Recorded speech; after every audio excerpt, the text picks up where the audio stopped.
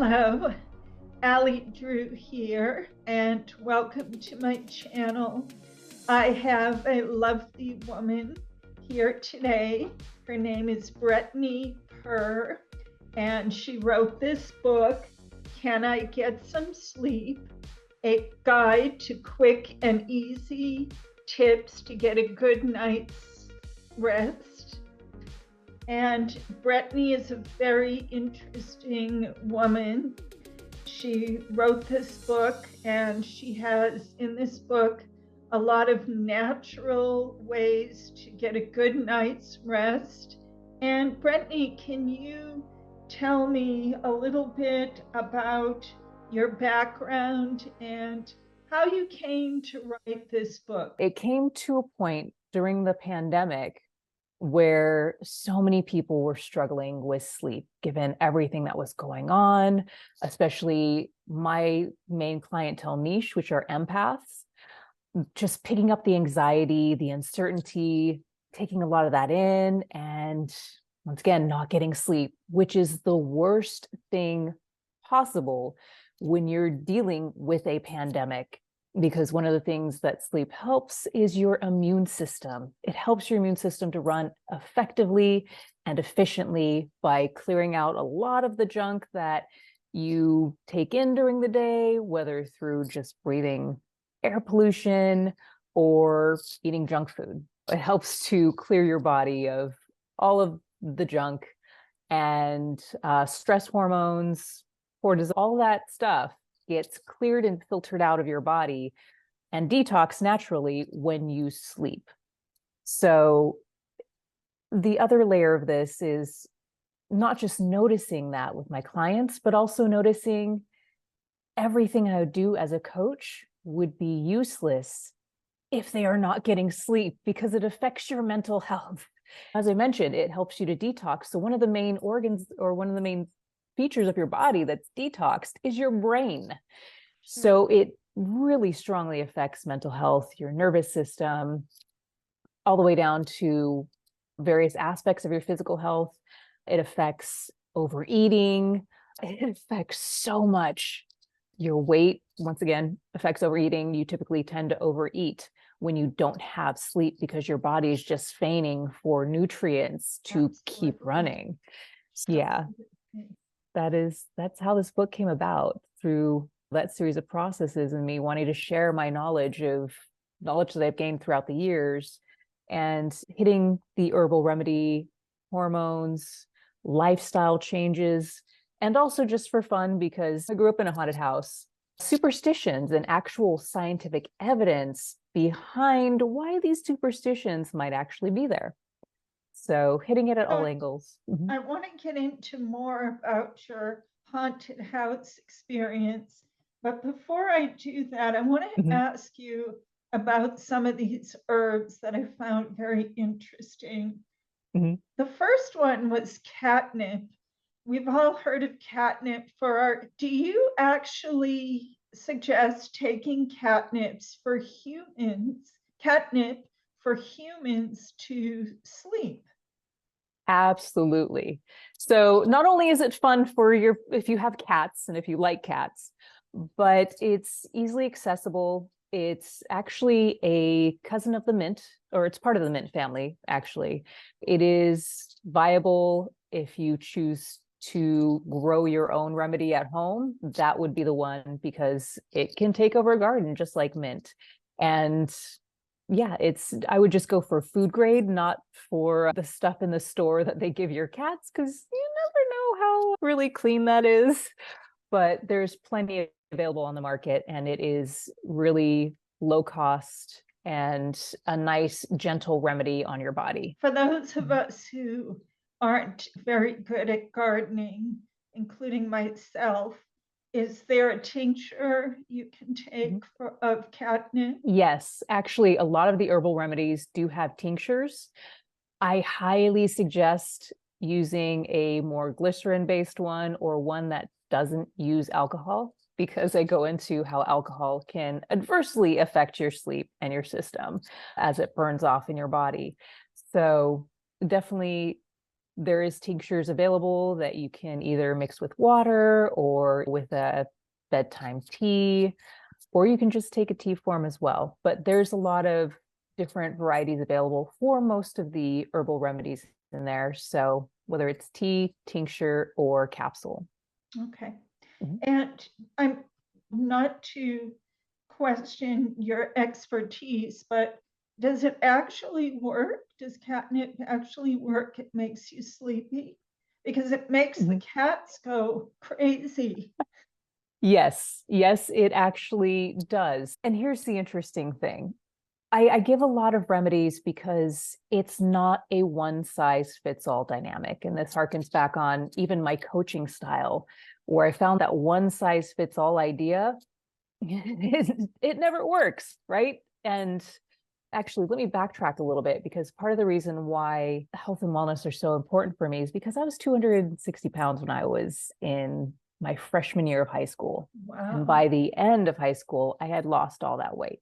I brought myself down to 130 pounds. So being in wellness is very important. But coming back to your question, I'm trying to remember what the question is. Oh, if catnip really works. Okay. Yes. Okay. So coming back to the question, yes and no. It really depends on how your body processes and reacts to it. Yes. But it's not going to be like a cat. It's not going to wire you in the way that a cat would. It's not going to make you trip out in that way.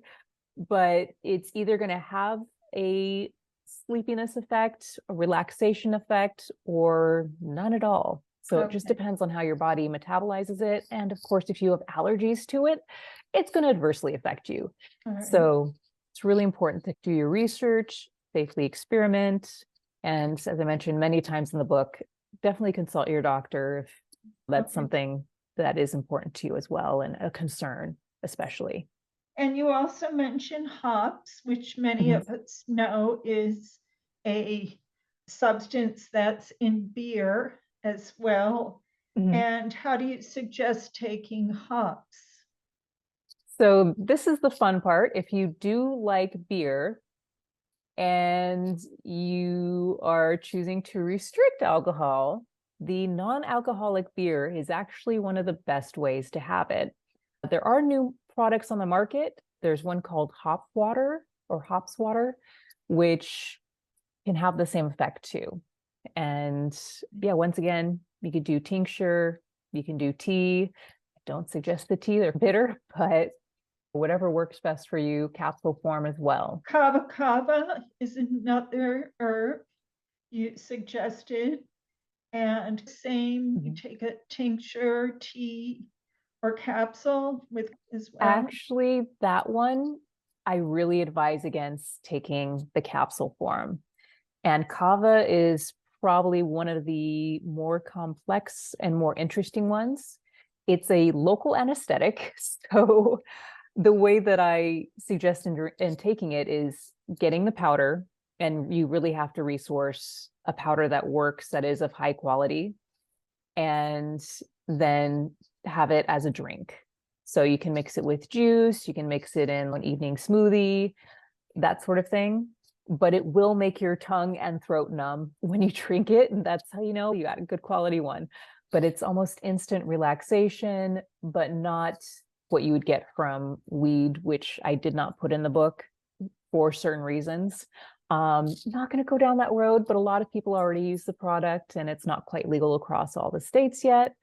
Those are some reasons why I didn't put it in there. But kind of that same effect, but you're more present. You're more lucid. You're not off in la land, but it is a deep relaxation within your body for the most part. But some people do react in the opposite way of anxiety, feeling jittery, and that sort of thing too. So it can have what we call a paradoxical effect with. Yes. So the next three, skull, Valerian root, correct? Yes. And Vervain, those three, you do recommend a tincture for those three, a tea, or a capsule for those three? Yes. Yeah, they're readily available pretty simple to source. Also, Kava is a root as well, but it is a tropical root, so it grows in specific regions. So that's why it's hard to source and find a really good product with that.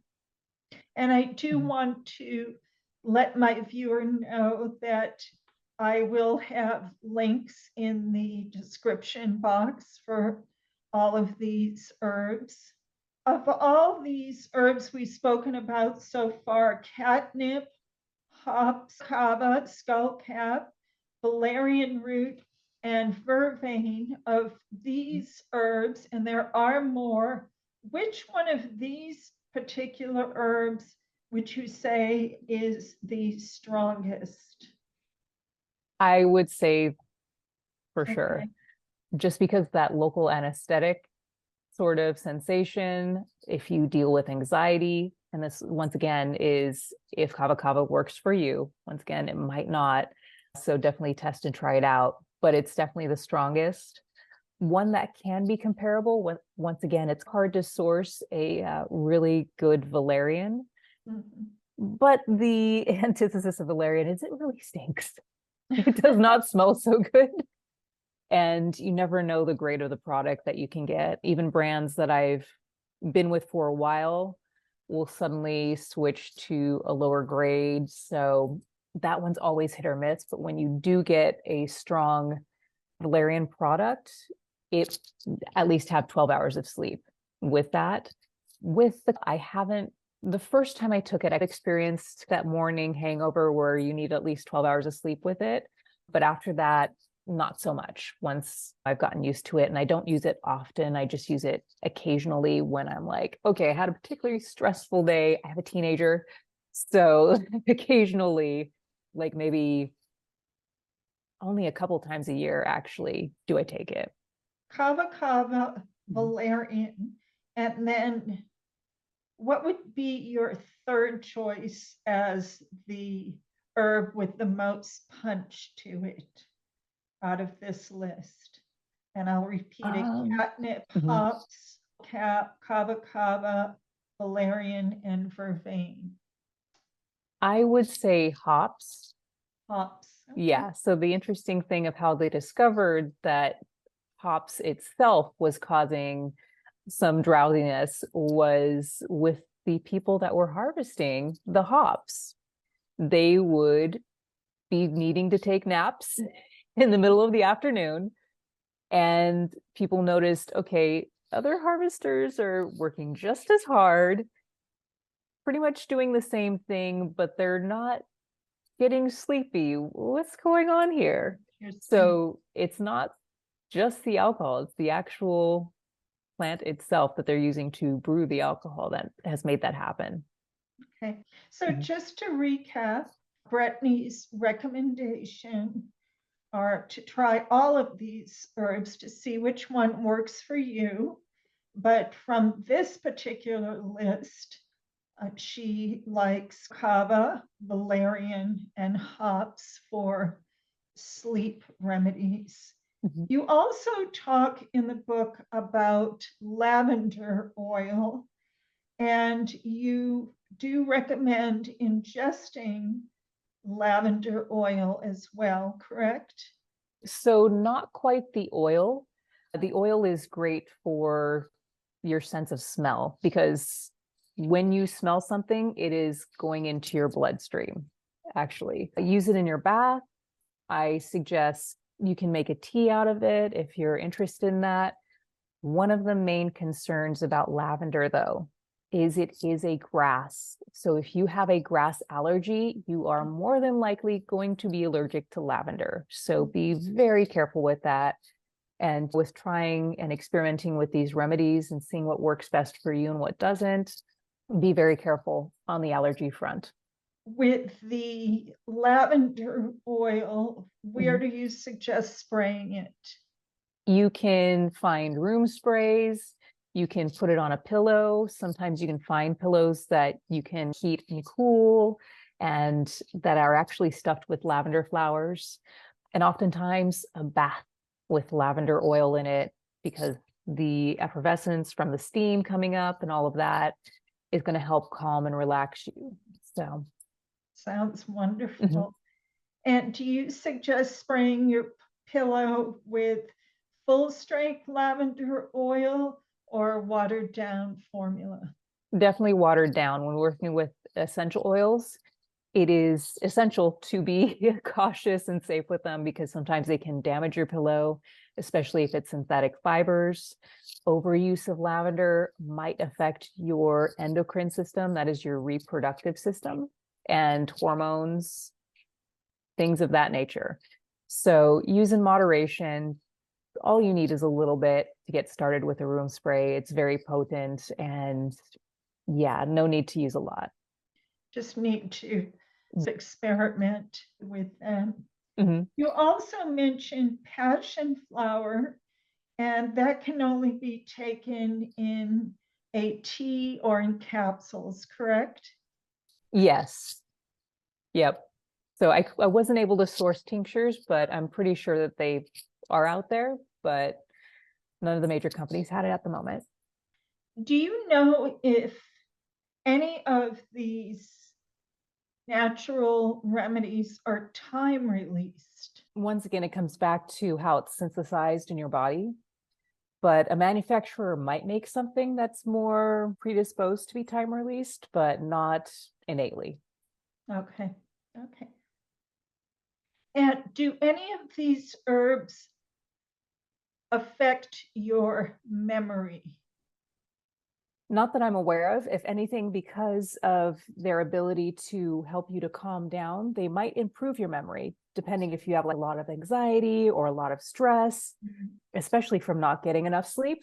You have the benefit of potentially improving your memory, mainly based on the ability to be getting more rest in your life.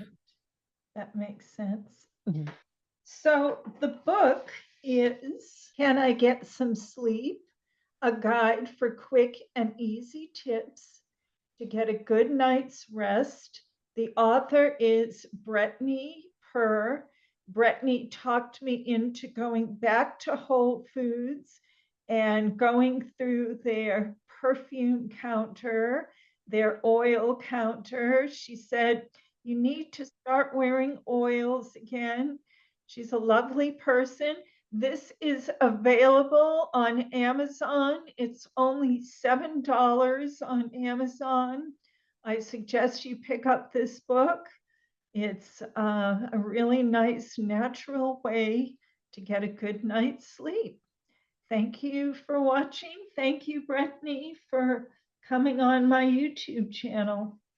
Thank you so much, Allison. It's been a pleasure. Great. I tried this Skullcap. You can check the description box below. It really relaxed me, but as Brettney said, it depends on your body chemistry, but it did work for me and it's not expensive, so you might want to give it a try.